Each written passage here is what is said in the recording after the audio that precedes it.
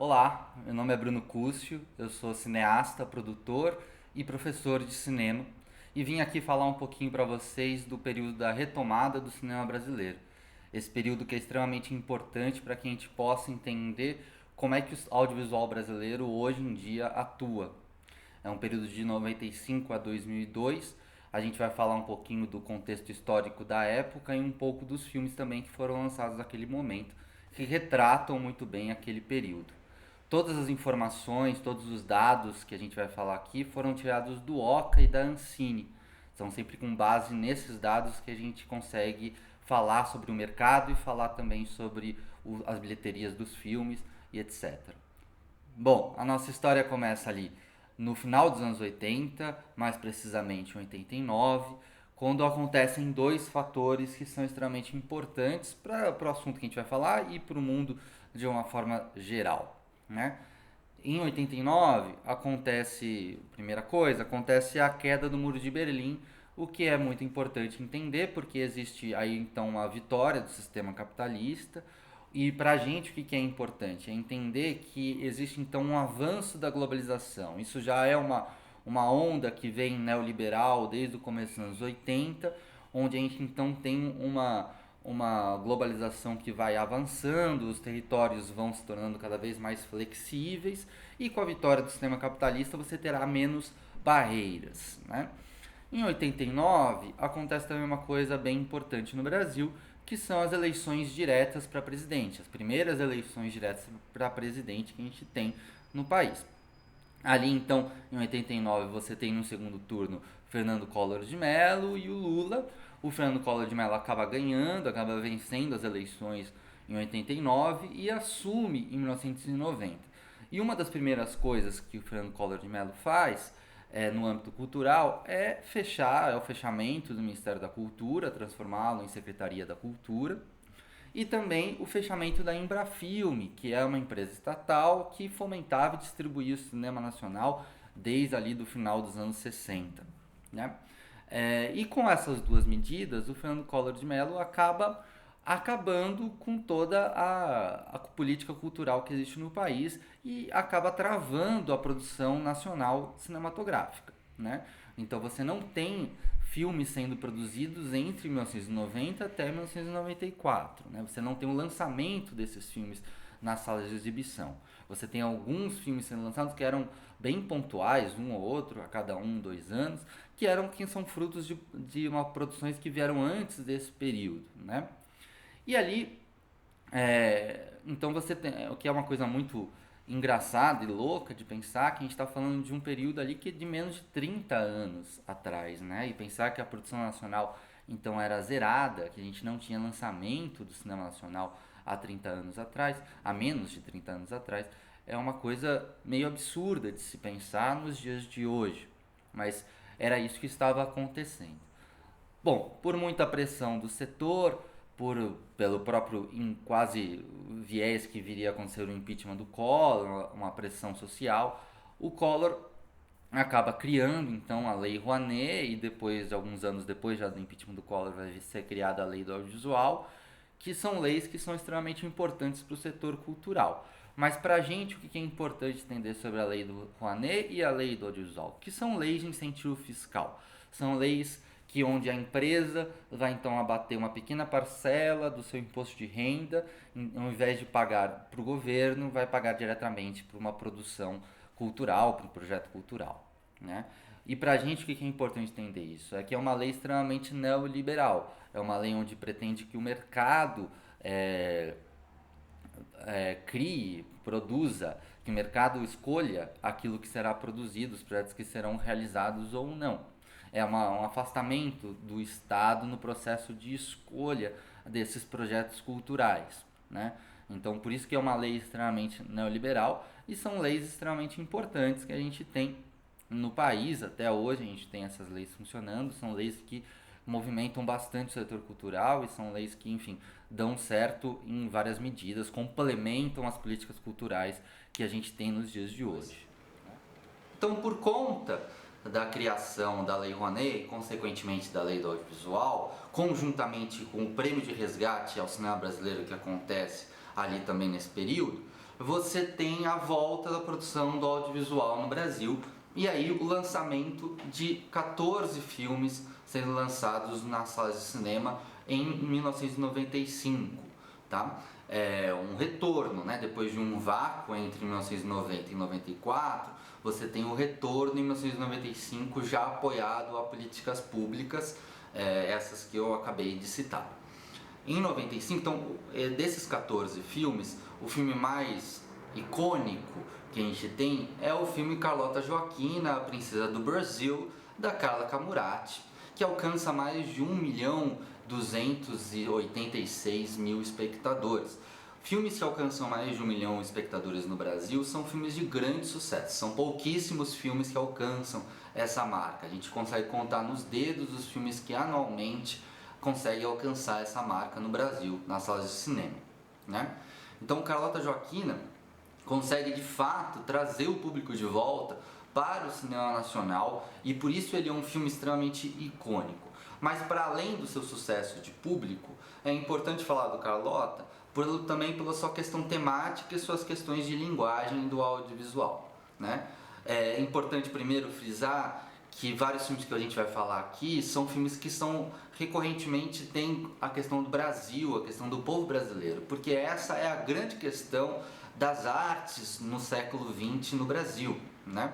Então a gente tem aí os modernistas falando disso, você tem Mário de Andrade, Oswald de Andrade, você tem o Villa-Lobos, você tem a Tarsila do Amaral falando disso, depois disso você tem o Cinema Novo, que vai falar sobre também a questão do brasileiro, você tem o tropicalismo na música, você tem o Zé Celso, o Teatro Oficina no teatro, você tem diversos movimentos artísticos que vão discutir a identidade do povo brasileiro e o Brasil de forma geral. E Carlota Joaquina não foge dessa questão. Carlota Joaquina vai falar sobre a história da Carlota Joaquina para falar sobre uma história, um período histórico do Brasil com um foco nessa personagem. E o que é interessante do Carlota Joaquina é que ele é uma sátira, ele é uma paródia, ele é uma comédia sobre a história do Brasil.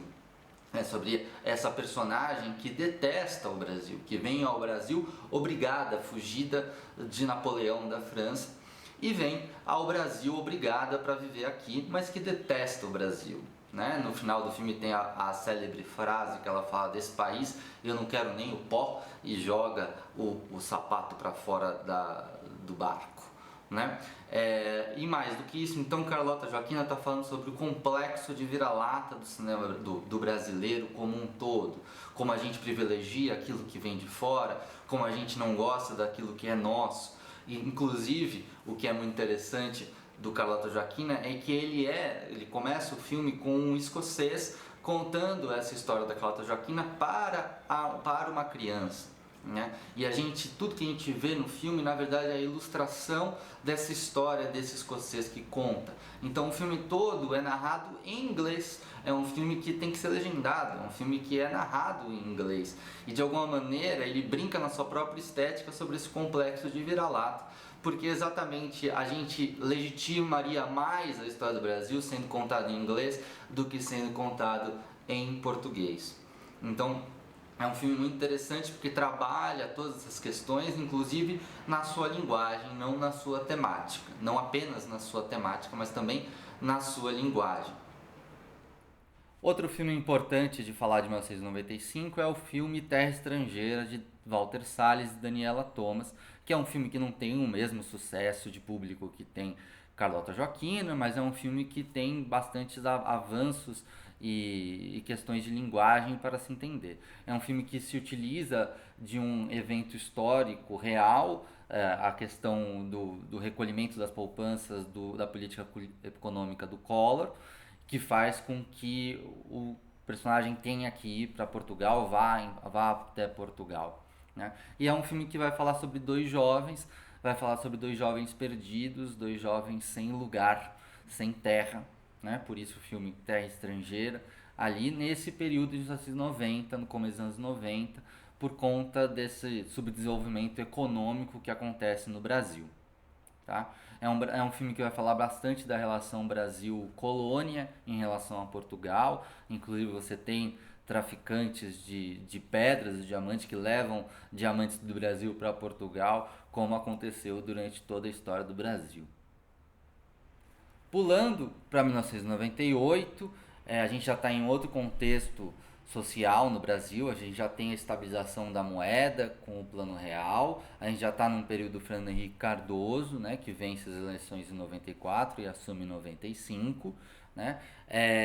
A gente tem já a recriação do Ministério da Cultura, que já aconteceu lá em 92. Mas aí a gente tem o fortalecimento dessas leis de incentivo, tanto da Lei Rouanet quanto da Lei do Audiovisual. É assim a política cultural do Fernando Henrique Cardoso avançar nas políticas de incentivo fiscal. Né? Tanto que o slogan do Ministério da Cultura no período é um slogan que diz: a cultura também é um bom negócio, o que diz bastante sobre uma política cultural que pretende convencer o mercado que a cultura pode ser um bom negócio, para que se invista na cultura. Em 98, também um filme extremamente importante é lançado nas salas de cinema, que é o Central do Brasil. Central do Brasil é um filme dirigido pelo Walter Salles, com a Fernanda Montenegro estrelando a Fernanda Montenegro, que conta a história de Dora, que é uma escrevente ali no Rio de Janeiro, que fica na Central do Brasil, no centro rodoviário, escrevendo cartas e mandando por correio para as pessoas. E ela conhece Josué, que tem o falecimento da mãe de Josué ali no mesmo lugar, e ela decide então levar Josué para o seu pai, lá no Nordeste. E aí o filme transcorre essa rota entre o Rio de Janeiro e o Nordeste, né? Fazendo exatamente o contrário da imigração, dos nordestinos que vêm para o Sudeste para trabalhar. Né? A gente tem então Central do Brasil, o que é? Né? Também é um filme que tenta trazer uma unificação, falar sobre a identidade do povo brasileiro. E ele fala dessa maneira, ele fala sobre um povo, primeiro, de uma forma documental, falando sobre um povo que é sofrido, um povo que é analfabeto, um povo que é ignorante, um povo que é pobre, um povo que é sofrido. E ali você tem então, ao ir para o Nordeste, você tem um reencontro com esse povo brasileiro. Esse povo que ainda é pobre, que ainda é sofrido, mas que se reencontra. É um povo que é feliz, é um povo que não está numa megalópole, é um povo que tem mais contato com a sua vida real. Então é um pouco isso que o Central do Brasil está falando, tanto na trajetória de Dora quanto na trajetória social que o filme perpassa. Ele vai falar um pouco sobre a identidade do povo brasileiro, de uma maneira extremamente romântica, de uma maneira extremamente distanciada da realidade, dizendo, enfim, que no fim das contas, o povo brasileiro é um povo bom, é um povo amável, é um povo feliz com a sua vida. O que estraga são os seus contextos sociais de pobreza e de megalópole. Megalópole é a cidade, né? É a cidade que corrompe o brasileiro. Né? Então é um filme que vitimiza o povo brasileiro. E isso é importante entender nesse período. Né? Tem uma certa vitimização e romantização sobre o povo brasileiro em Central do Brasil. É um filme que é um melodrama, é um filme extremamente bonito, é um filme que faz todo mundo chorar. Eu choro demais com Central do Brasil. Mas é um filme que tem esse retrato, essa representação do povo brasileiro através de um vitimismo, através de um sofrimento, de um romantismo que se tem.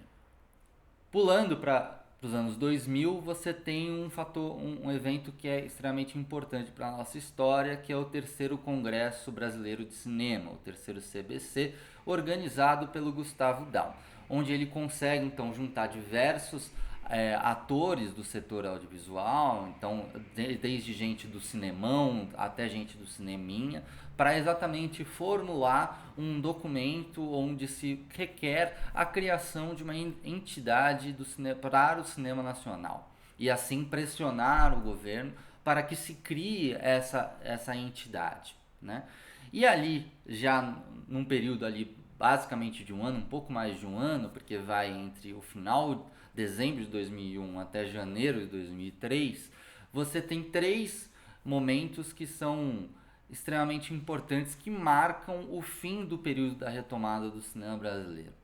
São eles, primeiro, em dezembro de 2001, você tem a criação da Ancine, a Agência Nacional do Cinema, né? Ali no apagar das luzes, ali você já tem no finalzinho dos anos 2001, a criação pelo Fernando Henrique Cardoso, que é uma agência que pretende regulamentar e fomentar o cinema, a indústria audiovisual de uma maneira sustentável ali, né? Então você tem então agora uma base da onde vão sair as questões, o fomento do cinema nacional a partir da criação da Ancine, com o objetivo disso, de fomentar a indústria audiovisual, exatamente para que ela seja sustentável e não dependa tanto do Estado, né?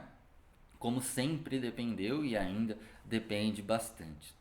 Você tem, além da criação da Ancine, você tem ali em 2002 o lançamento de Cidade de Deus, um filme que faz mais de 3 milhões e meio de espectadores, um filme que tem muitos méritos técnicos, uma grande produção nacional, que faz muito sucesso de crítica e de público, né? Você é um filme que é indicado a várias categorias para o Oscar, e nesse sentido ele acaba com alguns complexos que se tem do cinema nacional, que se dizia que o cinema nacional não se escutava o som, que o roteiro era ruim, que os atores eram teatrais, que a fotografia era ruim, que a montagem era lenta. E o Cidade de Deus acaba com tudo isso. Ele tem uma ótima, você tem uma preparação, você tem várias questões aí técnicas da Cidade de Deus que são extremamente mais ligadas ao global e não exatamente ao Brasil, né? E por isso ele faz muito sucesso aí. Tem um texto extremamente importante da Ivana Bentes, professora da UFRJ, lançado na época, onde ela faz uma comparação entre a estética da fome do Glauber Rocha, escrito nos anos 60, e com esse momento do Cidade de Deus, dizendo que é uma cosmética da fome, né? Que na verdade está trabalhando de uma maneira a seduzir as pessoas àquele momento, aquele lugar pobre, aquela violência, e não ter uma repulsão àquilo, né? Mas mais a uma atração cinematográfica pela violência, né? Onde jovens negros não podem ter outras ideias a não ser pegar armas e se matarem, né? Mas é um filme extremamente icônico desse momento e grande e importante. Cidade de Deus tem ecos até hoje, já há mais de 20 anos depois do seu lançamento, né? O terceiro evento importante de entender é entender que em 2003 já quem assume o Ministério da Cultura é o Gilberto Gil, e ali ele repagina toda a política cultural do Brasil até então, né? Pensando então que o fomento vem muito mais do Estado do que do mercado, tomando as rédeas dos processos de escolha dos projetos e produtos culturais que serão produzidos ali. Não de uma forma autoritária, de uma maneira apareceristas externos escolherem, mas no sentido de conseguir escrever o processo, realizar o processo de escolha, ou seja, a partir disso eu consigo ter as cotas regionais, né? A partir disso, então, se eu tenho 10 projetos que vão ser escolhidos pelo edital, você pode ter 2 de cada região, não necessariamente 10 do Sudeste, como acontece normalmente. Então você consegue ter cotas regionais, o que vai depois ocasionar em diversas partes do país produzindo cinema, já não é mais do nosso período. E dessa maneira também o Gil consegue pensar a política cultural de uma maneira sistêmica, não só da produção audiovisual, da produção da obra, né? Falando de uma maneira geral, mas não só da produção do filme, mas pensando de uma maneira sistêmica na sua cadeia de produção. Então ele não só realizará a produção do filme, mas também o seu desenvolvimento do roteiro, a produção do filme, a finalização desse filme, a distribuição desse filme e as salas de exibição, né, a exibição desse filme. Então pensar toda a cadeia produtiva do audiovisual e não apenas a produção. O que vai então ali pensar mais sobre a indústria do audiovisual para que exatamente ela se torne sustentável. E esse é o fim do período da retomada, esse período que vai de 95 até 2002, comecinho de 2003, ali, como a gente já falou. É um período extremamente importante, extremamente interessante do ponto de vista histórico, onde a gente conseguiu lançar diversos filmes que a gente nem conseguiu falar aqui por conta de tempo, mas que são muito bons e que são muito interessantes de se perceber uma época, de falar sobre uma época, entender um pouco o mundo daquele momento, para que a gente possa entender como as coisas mudaram nos tempos de hoje, como é que foi o caminho para que a gente pudesse chegar hoje no cinema nacional, na produção do cinema nacional e no mercado do cinema nacional. Então, aproveitem essa aula para ser um disparador para pesquisas mais profundas, para poder entender mais esse momento e entender as consequências dele. Muito obrigado, até mais.